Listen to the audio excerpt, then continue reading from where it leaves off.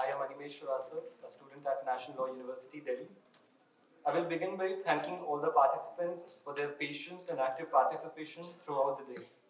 As we have come to the last leg of our insightful symposium on the landmark judgments of 2022, I am honored to introduce to you our esteemed guest for our valedictory session. We have with us Honorable Justice C.D. Singh.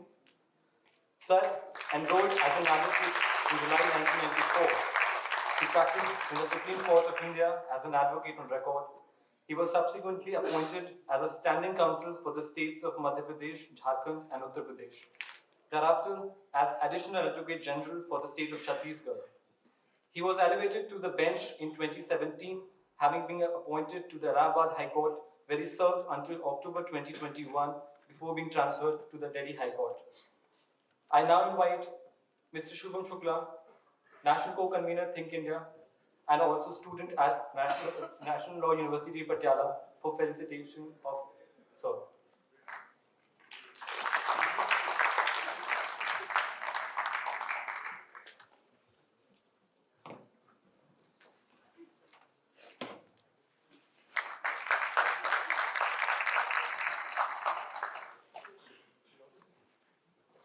We have also with us Additional Solicitor General for India, Senior Advocate Honorable Vikramjit Banerjee. Sir has graduated from the National Law School of India, University, Bangalore in 1997, after which he went to University of Leicester to complete his LLM in 2000.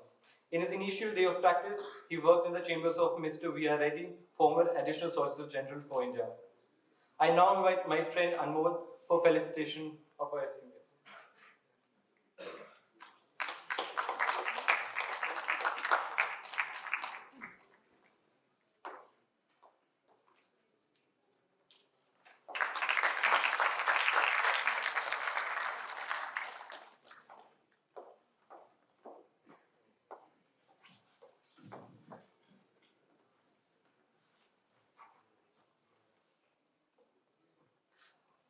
I now request Honorable Justice Mr. C.D. Singh for sharing their insights to us. My dear brother, Vikram Banerjee, ASG, Government of India, Senior Advocate in Supreme Court, all the dignitaries, dear students, ladies and gentlemen. It is a privilege to be present amongst this young and bright gathering. Coming here amongst you gives me memories of my days as a law student, when we did not have as many opportunities, avenues, and resources, but had the zeal to attain knowledge, skills, and expertise in law. I am told that Think India has been organizing its Symposium of landmark judgments for the past 6 years. The flagship annual event involves discussions on the landmark judgments in the immediate preceding year. One unique aspect of this event is that those very lawyers who had argued their respective matters come and present their stand before the audience. In one sense,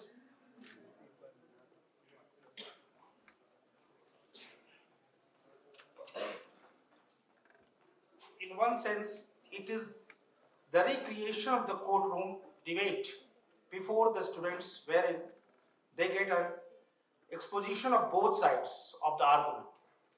I am told that efforts are made by the organizers to ensure that the both sides of the issues are adequately represented and everyone gets an opportunity to understand the mind of the court as in the process of delivering a landmark judgment. Through this invite, the aim is to give valuable insights related to significant cases to future lawyers and the society. The four judgments discussed in the course of the day includes EWS judgment, that is Janhit Abhiyan versus Union of India, wearing of hijab in education institutions, Ishat Shifa versus State of Karnataka, non-consent sex during marriage or criminalization of marital rape, RTI Foundation versus Union of India, constitutional validity of PMLA, Vijay Mandal Lal Chaudhary versus Union of India. Merely by reading the headlines in newspaper about these judgments does not depict the actual churning of that went on the arrive at those conclusions. When you would have heard the eminent lawyers represent their sides today, once again must have given an insight into how momentous the task of judging a multiple dismissal case like each of the above age. Yet, as goes the saying, Vade Vade Jayate Tattva Bodhat. Out of the debate and discussion, the truth is arrived at, thus the analysis and antithesis of ideas of the ideologies must go on so that the society keeps on developing and the welfare of each individual is sustained. Today is also a momentous occasion when India is celebrating the 75th years of Indian independence, Azadi Ka Amrit Mahotsav, where a young and mature democracy has steadfastly resolved to become a developed nation and to shun all the rallies and colonialism. However, an introspection is also warranted and comprehend the analysis our journey in the past 7 decades as an independent democratic republic and welfare state. What has been achieved and what remains to be done. Our constitution is a living document that has stood the test of time, coming to the recourse the citizens routinely as well as in trying time. The constitutional courts, by way of their interpretations, and the members of the legal fraternity have helped ensure that the letter and the spirit of the provisions are brought into effect in the best instance of the citizenry and the society at large. We as a nation have made marvelous strides in our journey in various areas and are pacing rapidly towards achieving our position as a Vishwa Guru. However, there are several areas where a lot of work remains to be undertaken. As a people-centric welfare state, the Indian democracy needs to follow the Chanakya's dictum. Praja sukhe sukham ragam prajam tu hite hitam. Meaning thereby, in the well-being of the people lies the welfare of the state, and the happiness of the people is the prosperity of the state. The Indian polity must remain rooted in this fundamental doctrine and work for increasing ease of living and manifesting an appreciation and the capability of the Indian populations. While dealing with a matter, this is my personal experience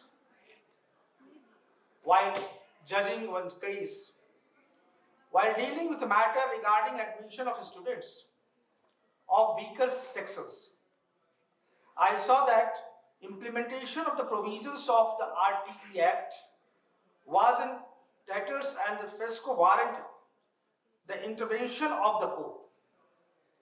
And at that point, I realized that it was a high time that the judiciary reaches the people and not wait for the people to reach out to the judiciary.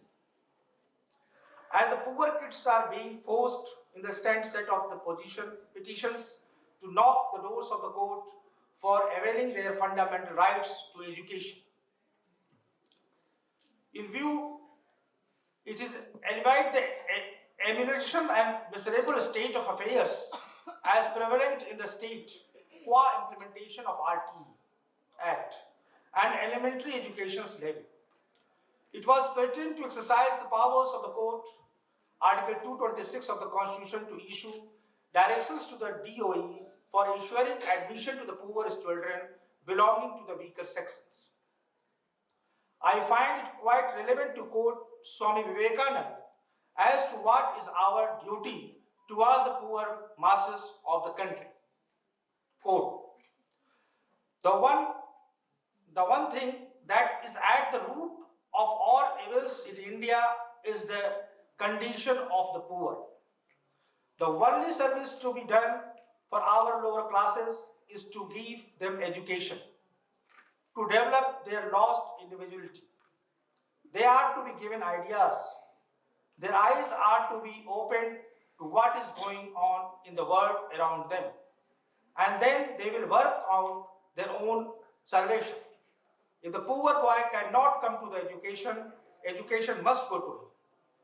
Through education comes faith in one's own self, and through faith in one's own self, the inherent Brahman is waking up in them, while the Brahman in us is gradually becoming dormant. Unquote. The preamble of the Constitution of India guarantees access to justice in all its dimensions, social, economic, and political. As members of the legal fraternity, it is our solemn duty to ensure that justice or nyaya is made available, accessible, and affordable for all.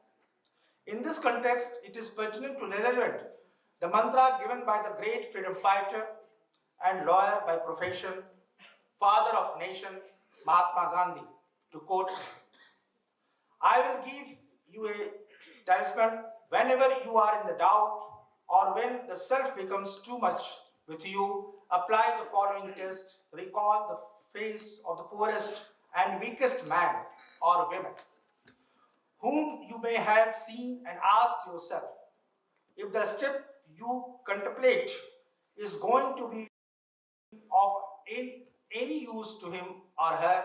Will he or she gain anything by it? Will it restore him or her to control over her or his own life and destiny? In the other word, will it lead to Swaraj, freedom for the hungry and spiritually starving millions? Then you will find your doubts and yourself melt away. Unquote. This is the mantra of the Swaraj and the formula for good governance, applicable to any individuals in public life or holding a public office. If we as officers of law and the court in our day-to-day actions consciously perform our duties while keeping in mind the needs and aspiration of the last person in the society, the poor, downtrodden, deprived human being, that they are made aware of their rights and remedies, that they can avail justice easily and timely. This will ensure that they get a dignified life as embodied and guaranteed under Article 21 of the Constitution. An empowered citizen will contribute towards an empowered and vibrant democracy. Thus, legal aid and the legal literacy are two schemes of paramount importance that must reach the doorstep of unprivileged. The ambition to enter the legal profession for the young legal students here, the ambition to enter the legal profession for most of us is usually drawn from inspiration. Must share my personal experience. When I have completed my education and became a law graduate from the Delhi University, nobody was in my family or in relation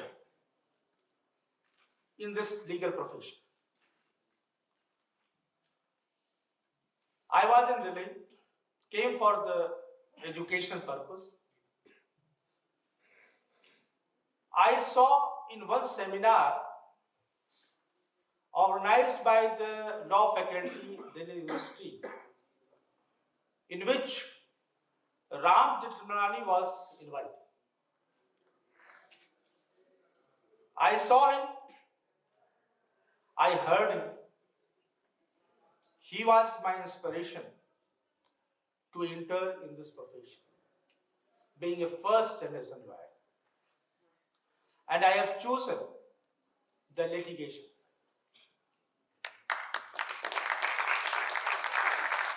Therefore, I asked you people, and I request you people, the young students, you all should think about for joining the litigation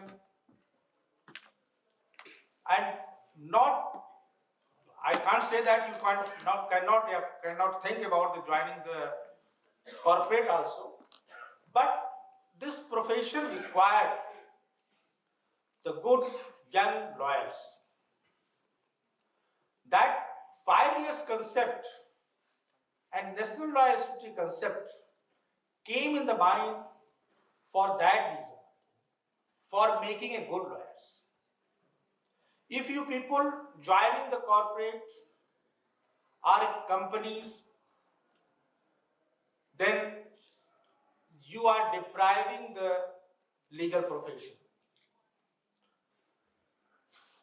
Therefore, if I be as a first generation lawyer to reach this level without any support in family, you must, if you are have merit, the sky is the limit in this profession. I must tell you.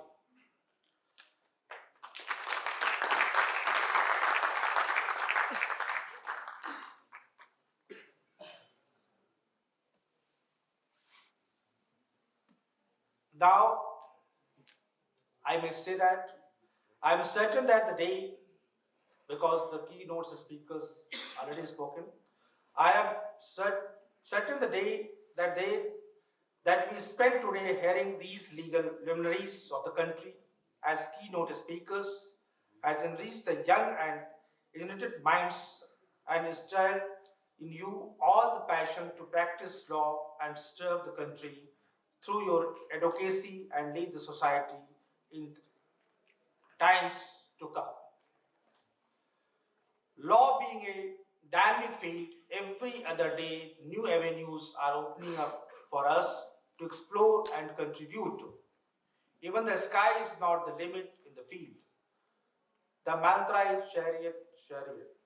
Go on, moving ahead without stagnating. The only need is to keep yourself abreast of the latest updates, upgrading and enhancing your skill set and staying determined. Success will follow your footsteps. On this note, I wish you all the very best and bright future ahead. Thank you.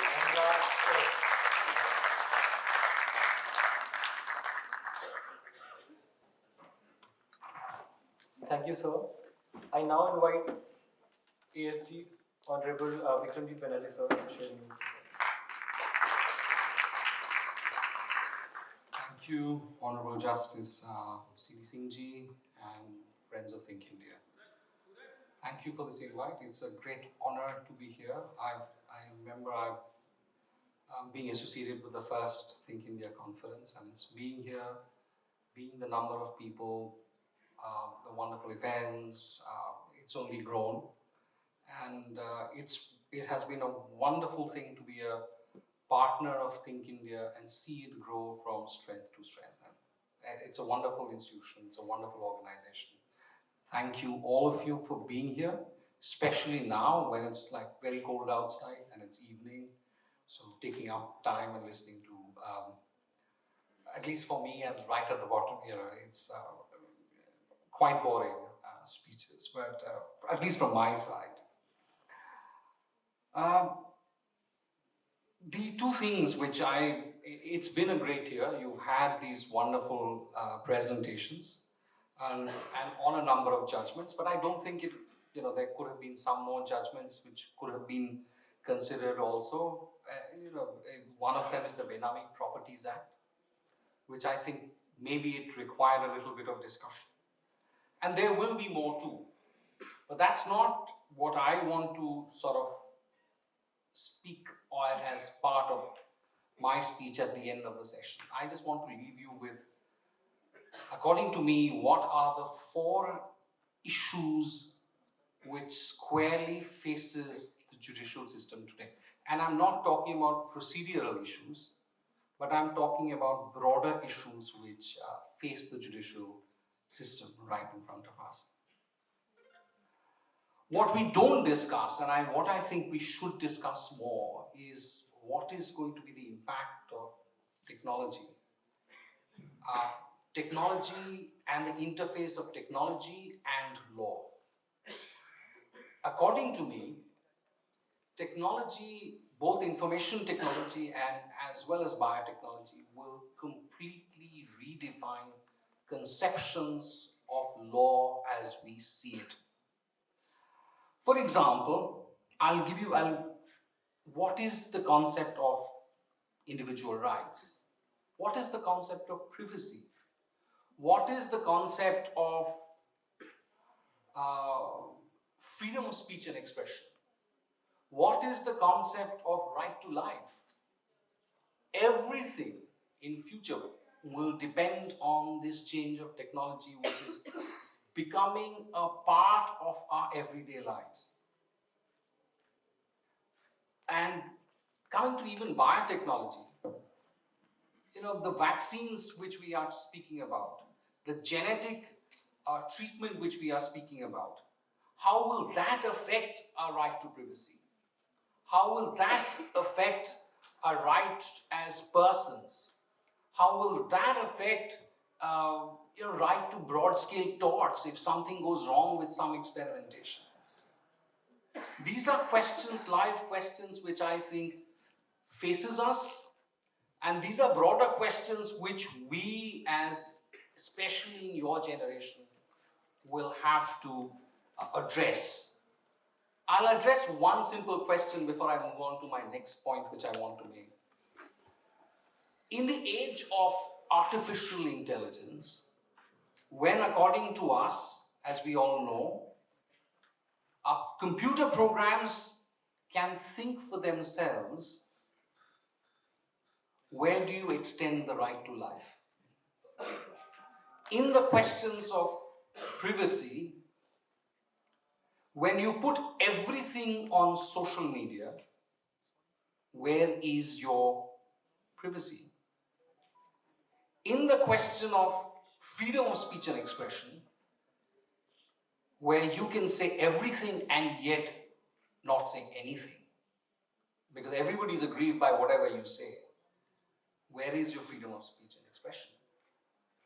According to me, it's very apparent that the institutions that we are speaking about, that we take for granted today, the fundamental rights, the concept of nation state, the concept of what is industry, manufacturing, everything is changing as we know it in the internet age. If you have 3D printing, which manufactures subjects, where does that leave your industrial law? So these are the questions which will be upon you in the next 10 years. Are we speaking about those things? And according to me, it's important going forward to speak on those things. Some of those issues are already before the court. Some of those issues will come before the court. But where is going to be the interface of law and technology of the future is going to be where the cutting edge of law is going to be. And that is something which we should all focus on in future also. Second point. And this I'm going to be a little controversial, and I'm going to try to paraphrase what I'm going to say. It is time for us also to think as to whether the structure of the judicial system which we have today can serve everybody and the poorest of the poor in India. Can it? Because according to Mahatma Gandhi, and when he forecasted that it could never do that. If any one of us have read Hind Swaraj, he said that it wasn't possible. He said this colonial system, and these are not my words. He said this colonial system will not be able to serve the purposes of India. That's why he famously wanted to get rid of all lawyers, and he said boycott courts because the courts facilitate the colonial system. No doubt that we've got rid of of the British, so we are now independent. We are not colonized, but whether the system itself can serve the interests of the very poor. Mahatma Gandhiji supported a panchayati system. At the time of independence, and even today, a lot of us will say that that system doesn't work. It's a pie in the sky project. It doesn't work. It's just a fairy tale. But my experience of Nagaland, and I always tell people this, is that a village-based justice system can work if there is a mind to work it. It works in Nagaland. It's not that it doesn't work. Of course, there are issues, like there are issues with every judicial system. Of course, there are people who are not satisfied with the judicial system. But the judicial system on a village level, with a large amount of power devolved at the village level, serves the system very well. Now, according to us, and I'm going, again, this is the controversial part of us, we, especially in the cities, construe any village form of justice as somehow backward. My question is it time to rethink that? Third, again, I'm going to talk about a little controversial, my take on the Constitution. The question is, how do we see the Constitution that we have today? There are two ways to look at it. One is, for the want of a better way, is the Western way, which is you treat the Constitution as 10 commandments. It's written in stone. That is how it is. Nothing can move from that. The second, and I'm not saying this is uniquely, this is a universal thing across the West, because even the British have a flexible constitution, and our Constitution 1935 Act, which major parts of our constitutions are based on, is based on British jurisprudence. And any one of us, even whom we studied, in civics, we are aware that the British don't have a written constitution, because according to them, they believe that all constitutional documents should be flexible and should change age by age by age. So if you look at British constitutional law, on which a large part of our constitution jurisprudence is based, they will tell you that on different times in their history, there were different constitutional documents which were taken to be the dominant constitutional documents. So our question is broadly, do we take the Constitution as the final document, which is immutable, which cannot be changed? Or do we read it as one of the documents which happens, which governs the state at some point of time? In Indian jurisprudential theory, that is how it happens. You have what is called a Yuga Dharma. For every Yug, there is a Dharma. The Constitution is, when we wanted to create a modern state in this modern world, was the Yuga Dharma of that time. And if you look at any one of our Shastras which talked about governance, and I'm talking across the board, whether it be Artha Shastra, whether it be Shukraniti, whether it be Shanti Parva, whether it be even Aini Akbari, they were all constitutional documents describing the constitutional systems at that point of time. And the British had like a number of acts, Government of India Acts, 1911, 1990, 1935, which governed the constitutional system of India. So, according to a lot of people we've arrived at the final destination. And you've seen various speakers speaking on that. According to me, a society and a nation continues on its journey. A governance structure is time specific. We are in a time, there may be another time. And what I am saying is this is not something which is unusual. When the basic structure conception was itself formulated in Keshavananda Bharati, I don't know how many of you heard of Keshavananda Bharati, that's the place where basic structure was formulated.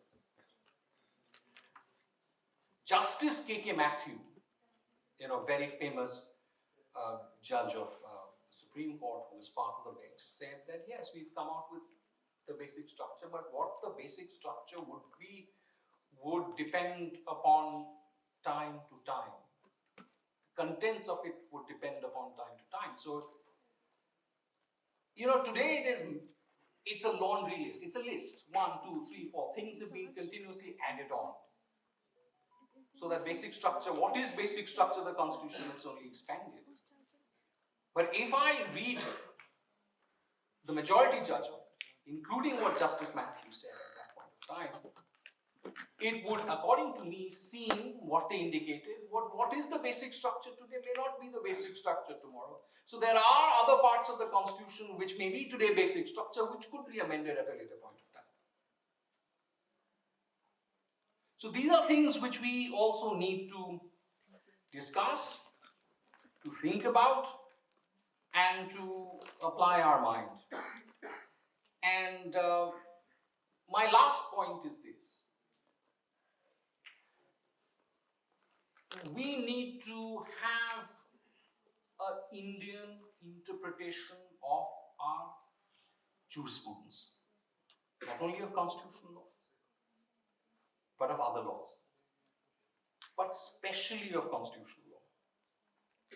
And this is important because for 70 years after independence, we've had our entire constitution interpreted from a Western jurisprudential point of view.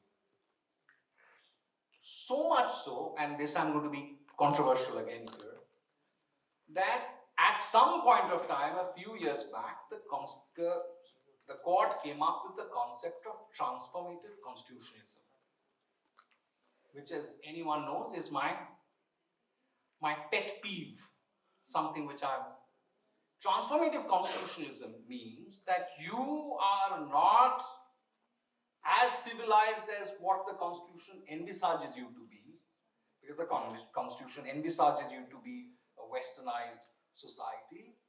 So the Constitution is the means of transforming you to a better society, which is obviously Western in terms.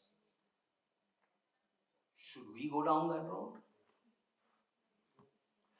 According to me, and this is my view, we should have conceptions of governance while interpreting the law, where ideas, the language, and the terminology is Indian. And I can tell you like 4 words of the Indian Constitution, and I don't want to go into details because if I go, that will be controversial, but major terms of the Indian Constitution, what is federalism, what is secularism, what is socialism, whereby, and I don't want to go into details, whereby everybody knows who reads the Constitution that they don't mean what they are supposed to mean in the dictionary. They have an Indian meaning. Why do you need to give them that Indian meaning? The reason why you have to give them the Indian meaning is because it does not work in India. So what is the problem in using Indian jurisprudence and Indian terms, which are uniquely Indian, to solve Indian problems in Indian law, in the Constitution? Now, how do we interpret the Constitution? This is in conclusion, I will say this. There are people who want to transform you into a better society. But according to me, solution lies in having an interpretation which takes into context our culture. We need, and in the words of approximately sort of summarizing what Justice Malhotra said in that famous dissent in Sabrimala, we need a constitutional interpretation which takes into context our cultural mores, our ways, a cultural constitutionalism. And what I want Think India and to focus on also would be to talk about these major issues. And according to me, this would be a fantastic job. And this would be, in effect, if these 3 or 4 issues are addressed, would be the jurisprudence of the future. Thank you very much.